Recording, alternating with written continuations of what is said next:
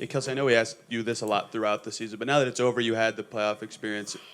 What did this all mean to you to have this season finally crescendo the way it did and have accolades come your way, both on a team and personal level? Oh man, I was grateful. I didn't know how I was gonna get through this year, and so I first thank God because I was just telling Mr. Ed like I went through a lot internally.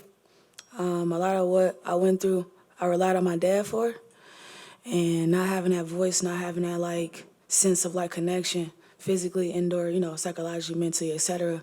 That was tough, and so I had a village of like other 11 ladies that willed me in a lot of places I didn't think I was capable of going.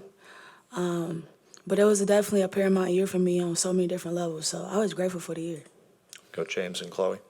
Erica, Grace just talked about, people supporting her throughout everything. I feel like you're the biggest supporter of anybody wearing Fever stuff.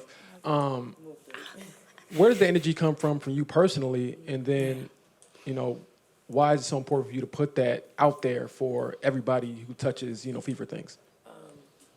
One, I'm probably the most experienced player on this league, and I think the ones that came before me that taught me the way would be disappointed if I didn't. So one, I'm always trying to make the people that helped me along the way proud. And one, my energy just comes from my mom. My mom is a energy person. My family. If you go to a family cookout, Yes, the whole family. it's a burst of energy. Nobody is really calm. Probably the baby only if they sleep. But other than that, it's turned up. But the energy comes from that, and then me just trying to help where I can help. Like I said, I've been in this league for a very long time. 10 years sound crazy, and I've been through so many things. So I notice like when players are down and when they need certain things, and I just try to give it in any way I can. We'll go Chloe, then Christine. Yeah, Kelsey, Christy earlier talked about how important you've been, just especially this year. And, with your contract expiring after this season, would you be interested in re-signing or coming back to the organization? It's definitely a lot of emotions and thoughts that flow through my mind. I think that everything for me is so fresh that I don't know what I need and what I'm going to do, but I know that when the time comes and the opportunity is right for me to make those decisions, obviously I've always had a home in Indy, so it could potentially be a home for me again. But I think right now the switching dynamic of my family and everything, I got to do what's best for me. And that's no hanging my hat on one team or another, but I think it's specifically for me. I got to be selfish about that process. And when when I know, you'll know. So we'll see. Christine, then we'll go to Dana. For both of you, you both are veterans and have had amazing careers. You've also had the opportunity to be mentors, especially with this very young team, right? And with AB and now, of course, Caitlin. Is there a moment, or can you just speak generally or specifically about that role, watching them work together with you guys, of course, but anything comes to mind of how you helped Caitlin or AB or both of them, so, of course, also helping your entire team. Thanks. EW, you want that one? I can take it. I think you guys know from before this even started, I was helping Caitlin. And I think just from a perspective of a veteran, knowing that when you play the same position as a veteran and you're a rookie, I think the transition is always hard. And for me, I don't like weirdness. I don't like awkwardness. I'm very honest. I'm very direct. And I didn't want anything to be weird or awkward that she couldn't come to me. And knowing that, I knew that it's a possibility my spot would be taken. I didn't want her to feel like it was heavy on her. So that's why I reached out early on. And like you asked about A, B, and C, I think you guys saw it. It was some days where it was very freaking awesome, and there was some days where we struggled, but that's just the name of the game. That happens. And they're young. AB's only 2 years in the league. Caitlin's months in the league. It's not even a year yet. She's only months in the league. So I think with time, it only going to get better. And as you saw, with time after the break, it got better. So the future is very bright for those two. We'll go Dana, then we'll go Scott on the left. I wanted to get your guys' thoughts on Alyssa Thomas's comments and if you've seen any of that firsthand. No, what was the comments? Oh, Alyssa Thomas came out and said that the Fever fan base was racist. We can't control Yeah, I what don't someone control else says. For the more I think that for us, we err on the side of professionalism in a lot of different ways, and we can only control what's in our organization, within our people. And that, I mean, me personally, we don't condone those kind of things. No, no matter what color you are or whatever you carry or possess. I think for us, we focus on the basketball part. And I think that she may have had an experience that we may or may not know on her own. But I don't think that, that should be labeled on us 12 or our, who we try to represent for ourselves. And so, I respect her comment and what she has to say, but I don't think it has anything to do with us, Yeah, and also to piggyback on that, like, we don't condone any of those things. At Like, all, at all. for the more you know, eyes been on us since C got drafted. So for us, our ears been blocked out longer than most people, if that make any sense. So, like I've said a comment before, like, it's a lot of things that try to come in this building and to pull us apart that we just didn't let. However, we probably got it too. We just don't care about it because what's important is this organization and us winning games, and that's what we did. So, but for the most part, we don't condone that. I don't care about it because Same. there's a fan who probably sitting on the couch doing nothing, so I don't care. We'll go Scott, then we'll go Matt in the room.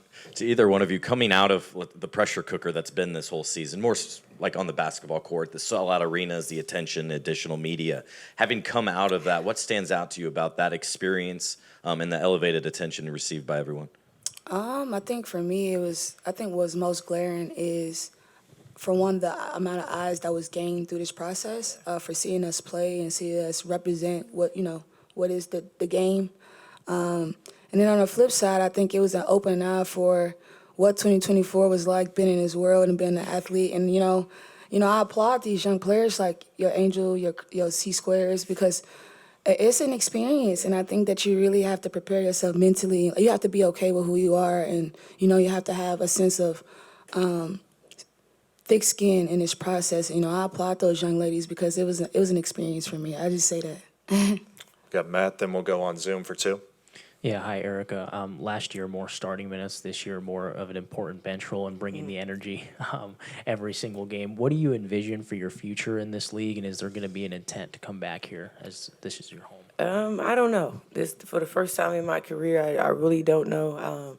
I really just want to spend time with my family. I think we all need a break. I'm gonna probably get off social media for a bit and just really spend time with my family because, like Kelsey said, it was a lot. Like, with the eyes, like, you gotta have thick skin, and I must say my thick skin was tested a lot. But Same. but I think for the most part we was very professional, and then I think once we flipped our mind and made it about us, nothing else really mattered. So for me right now it's about my family and just spending time with my family because I'm also going overseas to play in Turkey. I'll probably assign today. By the end of the day. Are you?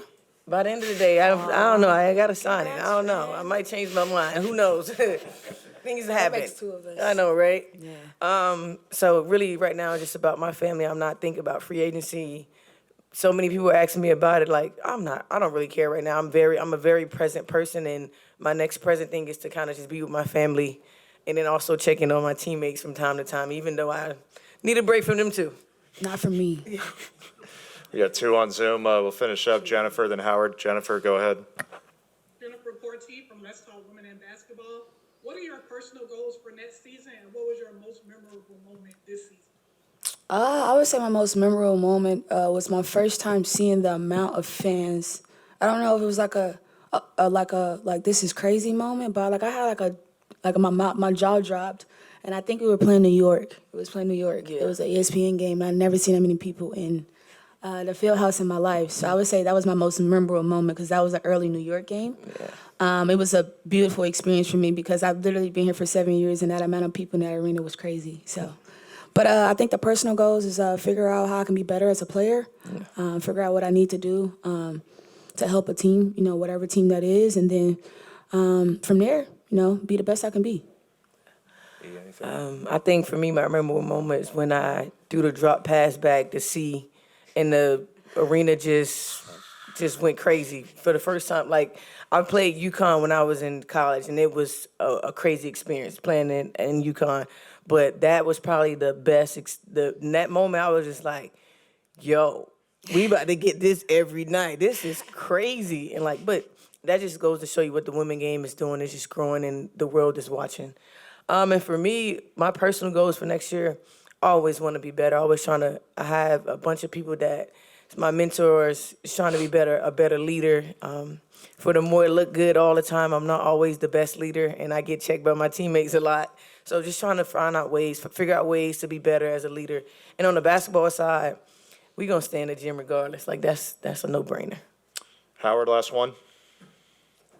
Kelsey, Erica, congratulations to you both on the seasons that you've had. Erica, this one's for you. I know you've talked about being a mentor for Caitlin. I wonder how much Coach Stringer has played a part in the way you think about how you've approached that, and if you have a particular moment you remember where you said something that ultimately you knew it could have come out of Coach Stringer's mouth. Most definitely, Vivian has a big part in that. She preached sisterhood, and I think for me, just reaching out first. I think that's the first thing that came to my mind because Vivian is a very direct person. She doesn't leave anything off the table, and if you want to get ahead of something to make someone feel like your sister without knowing them, you reach out first. So I think that moment was definitely one of those moments that Vivian would definitely be proud of because a lot of people thought I was crazy for doing it, but I think it ultimately helped me and see in our team and for our transition to be super smooth, and that's why I can yell at C and she responds to me and, not give me much attitude here and there, though.